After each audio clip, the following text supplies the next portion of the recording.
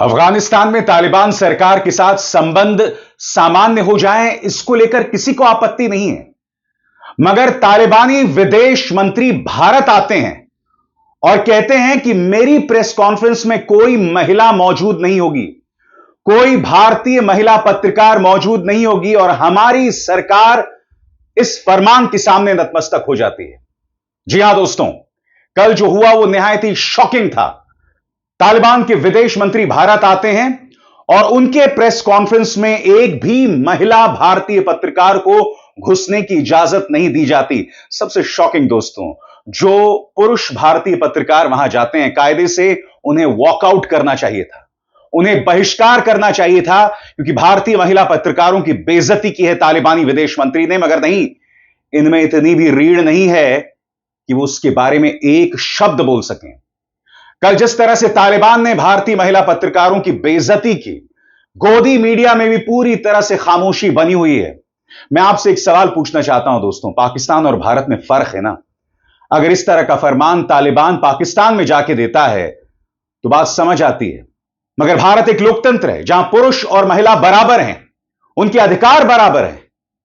तालिबान आकर यह कैसे कह सकता है कि हमें क्या चाहिए और हमारे प्रेस कॉन्फ्रेंस में कौन मौजूद होगा?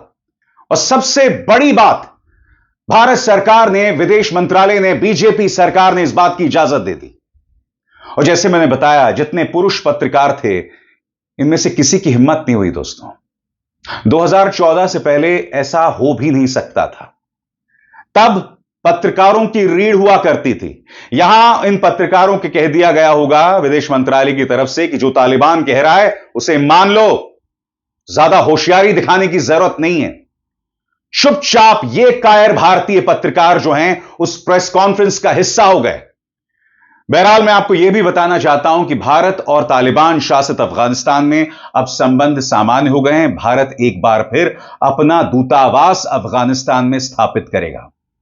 मैं सामरिक मुद्दों की बात नहीं कर रहा हूं दोस्तों, इसका स्वागत किया जाना चाहिए। इत्तेफाकन दोस्तों, ये वही तालिबानी नेता हैं, याद कीजिएगा, जब 1999 में हमारा IC-814 विमान अपचालित हुआ था, उसे बंधक बनाया गया था, उसे हाईजैक किया गया था, तब उसे अफगानिस्तान ले जाया गया था और इसी तालिबान की वजह से वो 5 खूंखार आतंकवादी पाकिस्तान के सुपुर्द कर दिए गए थे। मगर जो यहां पर हुआ है ना, निहायत ही शॉकिंग है। और सबसे बड़ी बात, ये वो भारतीय जनता पार्टी है जिसके नेता तालिबान के नाम पर न जाने कितनी राजनीति करते हैं, अपने ही देश के मुसलमानों पर प्रहार करते हैं। और यहां पर इनमें इतनी भी रीढ़ नहीं है कि तालिबानी विदेश मंत्री मुत्ताकी को कह सकें कि अगर प्रेस कॉन्फ्रेंस में महिला पत्रकार नहीं होंगी तो यह प्रेस कॉन्फ्रेंस नहीं होगा। क्या इनमें इतनी भी हिम्मत नहीं है? क्या भारतीय महिला पत्रकारों की इज्जत पुरुष पत्रकारों की निगाह में बिल्कुल भी नहीं है? क्या इसे बॉयकॉट नहीं किया जा सकता था? सुनिए महिला पत्रकार स्मिता शर्मा और सुहासिनी हैदर क्या कह रही हैं। सबसे पहले मैं आपको पढ़ के सुनाना चाहता हूं कि क्या कह रही हैं स्मिता शर्मा। किसी भी महिला पत्रकार को मुत्ताकी की प्रेस कॉन्फ्रेंस में नहीं बुलाया गया। विदेश मंत्री एस जयशंकर के शुरुआती बयान में या मुत्ताकी के साथ हुई बातचीत के बाद जारी संयुक्त बयान में अफगान लड़कियों और महिलाओं की भयानक हालात का भी जिक्र तक नहीं हुआ। मुत्ताकी को लाल कालीन बिछाकर स्वागत दिया जा रहा है, उसी देश में जहां महिलाओं की उपलब्धियों और नेतृत्व पर गर्व करते हैं, बस इसलिए क्योंकि हमारे सुरक्षा हित इसमें शामिल हैं। यही है आज की दुनिया की राजनीति। आप जानते हैं, कई जो भारतीय जनता पार्टी के प्रचार तंत्र के चाटुकार हैं, वो लोग स्मिता शर्मा और सुहासिनी हैदर पर प्रहार कर रहे हैं। वो ये कह रहे हैं, क्या हो गया अगर तुम्हें नहीं बुलाया? हमें सामरिक उद्देश्यों पर ध्यान देना चाहिए। मैं आपसे पूछना चाहता हूं कि क्या तालिबानी विदेश मंत्री ऐसा अमेरिका में जाके या ब्रिटेन में जाके या किसी पश्चिमी यूरोप के देश में जाकर ऐसा कर सकते थे? अब क्या भारत की प्रतिस्पर्धा पाकिस्तान और बांग्लादेश से होगी? क्या ऐसा श्रीलंका में भी किया जा सकता है? बताइए। यानी कि पिछले 11 सालों में हमने अपने विदेश नीति के मायनों को इतना गिरा दिया है कि अब हमारी तुलना अमेरिका और पश्चिमी यूरोप से नहीं, अब हमारी प्रतिस्पर्धा, हमारा कंपटीशन पाकिस्तान और बांग्लादेश से हो रहा है। सुहासिनी हैदर ने क्या कहा है आपके स्क्रीन पर। वो कहती हैं और भी ज्यादा शर्मनाक बात यह है कि तालिबान का विदेश मंत्री अपने साथ औरतों के खिलाफ उनकी घटिया और गैर कानूनी सोच लेकर भारत आ रहा है और हमारी सरकार उसे पूरे सरकारी सम्मान और प्रोटोकॉल के साथ बुला रही है। यह व्यावहारिकता नहीं है, पूरी तरह से झुकना है। मैं फिर आपसे पूछना चाहता हूं दोस्तों, यह झुकना नहीं तो क्या है? तालिबान के नाम पर भारतीय जनता पार्टी ने कितनी राजनीति की है और आगे भी करेगी। यह झुकना नहीं तो क्या है? क्या विदेश मंत्रालय उनसे नहीं कह सकता था कि चलिए आप प्रेस कॉन्फ्रेंस मत कीजिए? मगर हम भारतीय महिला पत्रकारों की तौहीन को बर्दाश्त नहीं करने वाले हैं। न विदेश मंत्रालय ने ऐसा कुछ कहा और ना हमारे सो कॉल्ड रीढ़ विहीन पुरुष भारतीय पत्रकारों ने। बहरहाल सूत्रों के हवाले से विदेश मंत्रालय ने बयान दिया है कि चूंकि यह प्रेस कॉन्फ्रेंस अफगानिस्तान के दूतावास में हुआ था, लिहाजा इसमें हमारी कोई भूमिका नहीं है। मगर यह बयान सूत्रों के हवाले से दिया जा रहा है, जिससे पता चलता है कि तालिबान के फरमान के सामने किस कदर बेबस है विदेश मंत्रालय। तो क्या विदेश मंत्रालय यह कह रहा है कि उसे नहीं पता था कि महिला पत्रकारों के प्रवेश पर तालिबान ने रोक लगाई है? क्या विदेश मंत्रालय यह कह रहा था कि उसका कोई नियंत्रण देश के अंदर हो रही घटनाओं पर नहीं है? क्या विदेश मंत्रालय यह कह रहा है कि वो उन पुरुष पत्रकारों से बात नहीं कर सकता था अगर ऐसा कुछ होने जा रहा था? प्रियंका गांधी वाड्रा ने प्रधानमंत्री नरेंद्र मोदी पर सीधा प्रहार किया है। उनका बयान आपके स्क्रीन पर। प्रियंका कहती हैं, प्रधानमंत्री नरेंद्र मोदी जी कृपया साफ बताइए, भारत आए तालिबानी प्रतिनिधि की प्रेस कॉन्फ्रेंस में महिला पत्रकारों को हटाए जाने पर आपका क्या रुख है? अगर महिलाओं के अधिकारों पर आपका भरोसा सिर्फ चुनावी दिखावा नहीं है, तो फिर भारत जैसी उस धरती पर जहां महिलाएं देश की रीढ़ और शान हैं, इतनी काबिल पत्रकारों का यह अपमान कैसे होने दिया गया? मगर सवाल यह कि क्या प्रधानमंत्री इसका जवाब देंगे? नेता विपक्ष राहुल गांधी ने भी प्रधानमंत्री नरेंद्र मोदी पर करारा प्रहार किया है। राहुल पूछते हैं, मोदी जी, जब आप महिला पत्रकारों को किसी सार्वजनिक मंच से बाहर किए जाने की इजाजत देते हैं, तो आप देश की हर औरत को यह संदेश देते हैं कि आप उनके लिए खड़े होने की ताकत नहीं रखते। हमारे देश में महिलाओं को हर जगह बराबरी से भाग लेने का अधिकार है। ऐसे भेदभाव के सामने आपका चुप रहना आपके नारी शक्ति वाले नारों के खोखलापन साफ तौर पर दिखाता है। यानी कि राहुल के इस बयान से प्रधानमंत्री मोदी हुए शर्मिंदा। टीएमसी की सांसद महुआ मोइत्रा ने इस पर प्रहार किया है। वो कह रही हैं, गलत है। कोई तालिबानी आकर हमें नहीं समझा सकता कि इस देश में प्रेस कॉन्फ्रेंस कैसे होंगे। मगर इत्तेफाक यह भी है दोस्तों, ये वो देश है जहां के प्रधानमंत्री ने पिछले 11 सालों में प्रेस कॉन्फ्रेंस नहीं किया। लिहाजा भाजपा की नजर में ऐसा कोई बहुत बड़ा गुनाह नहीं हो गया अगर महिला पत्रकारों की इस तरह से बेइज्जती की तालिबान ने। तो सुनिए महुआ मोइत्रा क्या कह रही हैं। Hello, this is Mahua Moitra, Member of Parliament Lok Sabha from the All India Trinamool Congress. I'm putting out this video to bring to everyone's attention the horrendous incident that has occurred today in Delhi on Indian soil. The visiting Taliban delegation of the Foreign Minister Amin Muttaqi has met with Dr. S. Jaishankar, our External Affairs Minister, today, following which the Taliban Foreign Minister held a presser in Delhi on Indian soil where women journalists were not allowed. The Indian Foreign Ministry has laid out the red carpet for this man, this Talibani Foreign Minister, who has had the gumption to ask for women to be removed from a room where he's having a press conference. And we are giving this delegation official status and providing them protocol. And every male journalist who participated in this press conference didn't utter a word of protest. Are you emasculated? Are you spineless? I'm asking all the journalists who were in that room, the male journalists. This is the ultimate dishonor to the women of India that our government has participated in this, has been a willing participant, has used taxpayers' money to fund this exercise. Where women journalists who have been asked to leave the room. What is going on? You're talking about Beti Bachao, you're talking about, women in India, you're talking about Maas and Behens and all of that, and you are providing at taxpayer expense official protocol and the red carpet for a delegation, for a government delegation that is actually on Indian soil, dishonoring our values and asking for women to be removed from the room. I hope I'm not the only one feeling this outrage. I hope every single woman in this country knows about this, feels the outrage and asks our government some questions. और आगे बढ़ने से पहले एक जरूरी संदेश, मेरे कार्यक्रमों के लिए आप नोटिफिकेशन का इंतजार मत कीजिए, मेरे चैनल में जाइए और खुद जाकर कार्यक्रम देखिए और रहिए अपडेटेड। सबसे बड़ी बात, जैसा मैं बार बार आपको बता रहा हूं, इसी तालिबान के नाम पर मंच पर खड़े होकर मुख्यमंत्री आदित्यनाथ ने कहा था कि इस देश में कुछ लोग तालिबान का समर्थन करते हैं। अरे मुख्यमंत्री महोदय, अब तो एस जयशंकर पूरी तरह से नतमस्तक हो गए तालिबान के फरमान के सामने। इनके बारे में क्या कहिएगा? मैं आपको आपके शब्दों की याद दिलाना चाहता हूं। माननीय मुख्यमंत्री जी, सुनिए, मुख्यमंत्री आदित्यनाथ ने तालिबान पर विपक्ष को लेकर क्या ताना मारा था। लेके आएंगे, आप तो तालिबान का भी समर्थन कर रहे हैं।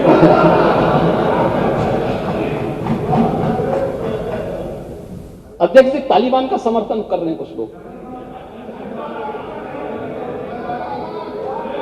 महिलाओं के साथ क्या क्रूरता बरती जा रही है वहां पर, बच्चों के साथ क्या क्रूरता बरती जा रही है अफगानिस्तान में, लेकिन कुछ लोग बेशर्मी के साथ तालिबान का समर्थन किए जा रहे हैं, तालिबानीकरण करना चाहते हैं। ये सभी के चेहरे एक्सपोज किए जाने चाहिए समाज के सामने। मैंने इस मंच पर, याद कीजिएगा दोस्तों, एक कार्यक्रम किया था कि इस देश के अंदर कुछ लोग तालिबान का समर्थन कर रहे हैं, यह गलत है। यही नहीं, तालिबान के नेतृत्व में वहां महिलाओं की क्या हालत है उसको लेकर भी मैंने एक कार्यक्रम किया था। उसकी एक झलकी आगे जाके मैं आपको दिखलाऊंगा। मेरी राय नहीं बदली है। सामरिक उद्देश्यों की पूर्ति के लिए हम हमारी भारतीय महिलाओं का अपमान इस तरह से नहीं कर सकते। और सबसे बड़ी बात, अगर वो प्रेस कॉन्फ्रेंस नहीं होता तो ऐसा नहीं कि तालिबान रिश्ते ही खत्म कर देता, ऐसा बिल्कुल नहीं होता। इतिहासकार रुचिका शर्मा क्या कह रही हैं, गौर फरमाया जाए।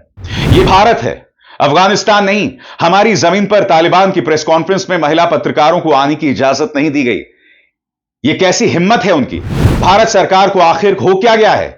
क्या वो अब एक कट्टर औरत विरोधी गिरोह की मांगों के आगे झुक रही है? अफसोस की बात यह दोस्तों कि भारतीय जनता पार्टी का जो प्रचार तंत्र है वो पूरी तरह से इस तालिबानी फरमान के साथ खड़ा है। मैं आपके सामने दो मिसाल पेश करना चाहूंगा, एक जो इनके प्रचार तंत्र का अभिन्न अंग रहे हैं और दूसरा अपने आप को फॉर्मर एम्बेसडर बताते हैं, एम्बेसडर योगेश गुप्ता। सबसे पहले रतन शारदा क्या कह रहे हैं, क्या ताना मार रहे हैं सुहासिनी हैदर को आपके स्क्रीन पर। You can't stand with Islamist Hamas, Islamophobia, burqa and then act innocent when Taliban doesn't allow women. सरल शब्दों में वो ताना मार रहे हैं कि आप इस्लामिस्ट हमस के साथ नहीं खड़ी हो सकती, साथ ही इस्लामोफोबिया, बुरखा के साथ खड़ी नहीं हो सकती, और जब इस तरह की घटना होती है तो आप मासूम नहीं बन सकती। ऐसा यह व्यक्ति रतन शारदा बोल रहा है। क्या दिन आ गए हैं दोस्तों भाजपा के प्रचार तंत्र के इन छोटे छोटे चाटुकारों के कि अब ये तालिबान को डिफेंड कर रहे हैं साहब, उनकी हरकतों को जायज ठहरा रहे हैं। और दूसरी तरफ दोस्तों ये कोई फॉर्मर एम्बेसडर हैं योगेश गुप्ता, वो क्या कह रहे हैं, गौर फरमाया जाए। We can't make whole world like India, there are many countries with abhorrent regimes, some of them are indulging in new tricks against us. Friendly relations with Afghanistan are a strategic necessity, no need for adverse propaganda against government. Ambassador Yogesh Gupta घबराए हुए हैं कि सरकार के खिलाफ गंदा propaganda मत करो, मगर इन शाटुकार एम्बेसडर को यह बात स्वीकार है कि भारतीय महिलाओं का अपमान किया जाए एक प्रेस कॉन्फ्रेंस के लिए। यह प्रेस कॉन्फ्रेंस ना होता तो न जाने कौन सा तूफान आ जाता साहब। मैं इसलिए कह रहा हूं दोस्तों, तालिबानी सोच और भारतीय जनता पार्टी के प्रचार तंत्र की सोच दोनों में कोई फर्क नहीं है। महिलाओं को लेकर दोनों की सोच में कोई फर्क नहीं है। क्योंकि अगर फर्क होता तो सिर्फ महुआ मोइत्रा इस बारे में ना बोल रही होती, रुचिका शर्मा इस बारे में ना बोल रही होती, अभिसार शर्मा इस पर कार्यक्रम ना कर रहा होता, भारतीय जनता पार्टी का नेता सामने आता। क्या एक भी प्रवक्ता, एक भी सांसद सामने आया है इस वक्त जब मैं आपसे बात कर रहा हूं? बताइए, यह सवाल किया जाएगा। आखिर क्यों विदेश मंत्री एस जयशंकर खामोश हैं? क्यों विदेश मंत्रालय के प्रवक्ता रणधीर जायसवाल ने अब तक, जब मैं कार्यक्रम रिकॉर्ड कर रहा हूं, इस पर एक भी बयान नहीं दिया? यह सवाल किया जाएगा ना दोस्तों। एक दूसरा देश जहां औरतों की इस कदर बेइज्जती की जाती है, वो देश हमारे देश की महिलाओं का अपमान इस तरह से नहीं कर सकता। अरे कम से कम आप तालिबानी विदेश मंत्री को यह तो कहते कि आप जिस सोच से भारत आए हैं, नस्लवाद की सोच से, महिला विरोधी सोच से, हम उसे बर्दाश्त नहीं करने वाले हैं। आप में हिम्मत नहीं है कि तालिबान के अंदर, उनके शासन के अंदर महिलाओं के साथ क्या बदतमीजियां हो रही हैं, और आप अब उन्हें इजाजत दे रहे हैं कि वो भारत आके इस तरह की हरकतें करें। याद कीजिएगा दोस्तों, इसी मंच पर मैंने आपको बतलाया था कि तालिबान शासित अफगानिस्तान में महिलाओं की क्या हालत हो रही है। उन्हें पढ़ने नहीं दिया जा रहा है, यह एक हकीकत है। कल्पना कीजिए कुछ देर के लिए कि जिन महिलाओं को तालिबान शासित अफगानिस्तान में पढ़ने नहीं दिया जा रहा, अगर आपकी परिवार की कोई महिला वहां होती तो कैसा महसूस करते आप, बताइए। देखिए मेरी वो रिपोर्ट जो आज से कई महीनों पहले मैंने आपके सामने प्रस्तुत की थी, सुना जाए। हर गुजरते दिन के साथ तालिबान अफगानिस्तान को नर्क में तब्दील करता जा रहा है। हर गुजरते दिन के साथ तालिबान वहां की औरतों के अधिकारों, उनके हक को कुचलता जा रहा है, यहां तक कि बुनियादी शिक्षा के अधिकार तक को छीन रहा है। वहां की लड़कियां रो रही हैं क्योंकि वो अपनी आंखों के सामने अपने भविष्य को बर्बाद होता हुआ देख रही हैं। मगर अंतर्राष्ट्रीय बिरादरी और यहां भारत में इस मुद्दे को लेकर पूरी तरह से चुप्पी छाई हुई है। खबर दोस्तों सिहरन पैदा करने वाली है। तालिबान का नया फरमान है कि छठी कक्षा के बाद कोई भी औरत पढ़ाई नहीं कर सकती। दूसरी बात, कोई भी औरत गाना नहीं गा सकती। कोई भी औरत एक मंच पर खड़े होकर भाषण या बयान नहीं दे सकती। सार्वजनिक तौर पर कोई औरत अपनी बात नहीं रख सकती। इस तरह के कट्टर फरमान तालिबान औरतों के खिलाफ लेकर आया है। मैं नहीं भूला हूं दोस्तों, जब तालिबान सत्ता में दोबारा आई थी तब यहां भारत में जश्न मना था।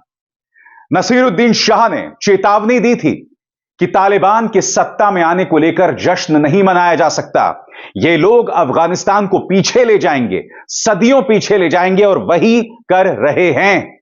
आज अफगानिस्तान में लड़कियां रो रही हैं क्योंकि उनका भविष्य अंधकारमय हो गया है। कुछ ही दिनों पहले दोस्तों लड़कियों ने बाकायदा इसके खिलाफ संघर्ष किया था। इस तस्वीर को देखिए, इस तस्वीर को तालिबान ने बुरी तरह से कुचल दिया था। देखिए संघर्ष की यह तस्वीर।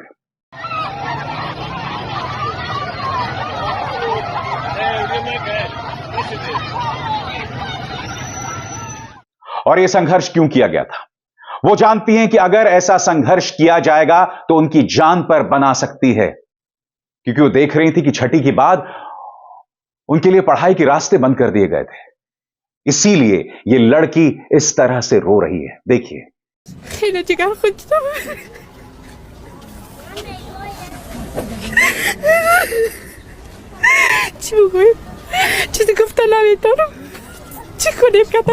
چی بگویم دیگه؟ چی کنیم؟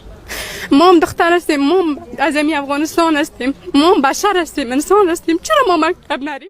मगर अफगानिस्तान की लड़कियां चुपचाप बैठने नहीं वाली हैं। वो संघर्ष कर रही हैं। उनका संघर्ष एक ऐसे क्रूर निजाम के खिलाफ है जिसके खिलाफ आवाज उठाना नामुमकिन है। वो जानती हैं इस संघर्ष का जवाब मौत हो सकता है, मगर वो जगह जगह, कस्बों में, गलियों में ऊंची आवाज में गाना गा रही हैं। मैं चाहूंगा कि आप इन अफगान औरतों की आवाज में मिलाएं, उनके लिए संघर्ष करें, उनके लिए लिखें, उनके लिए टिप्पणी दें, खामोश मत रहें। देखिए किस तरह से ऊंची आवाज में ये औरतें गा रही हैं।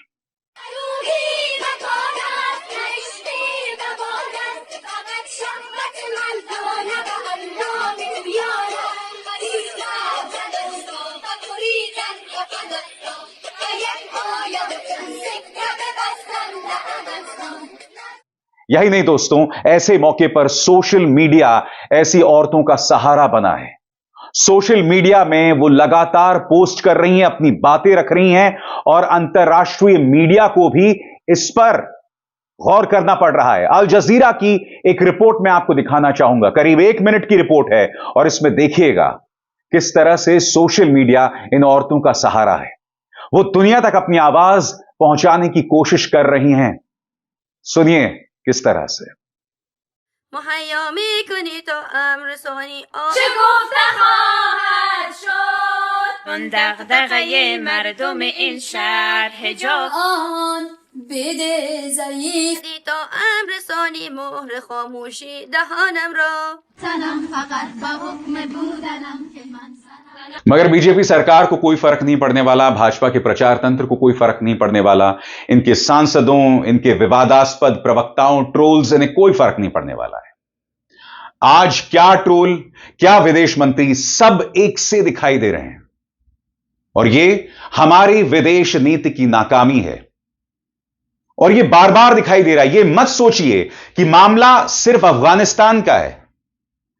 डोनाल्ड ट्रंप बार बार हमारे देश की तौहीन करते हैं टैरिफ के नाम पर, ऑपरेशन सिंदूर के नाम पर। 49 बार यह व्यक्ति कह चुका है कि मेरी वजह से यह जंग रुकी, मगर हमारे प्रधानमंत्री खामोश रहते हैं। हमारे प्रधानमंत्री तब मुंह खोलते हैं जब ट्रंप उनकी तारीफ करे या फिर जब डोनाल्ड ट्रंप गाजा शांति समझौते का ऐलान करें, तब प्रधानमंत्री नरेंद्र मोदी नेतन्याहू और ट्रंप को महान नेता बताते हैं। यह हालत है साहब और इसे बर्दाश्त नहीं किया जा सकता। अभिसार शर्मा को दीजिए इजाजत। नमस्कार।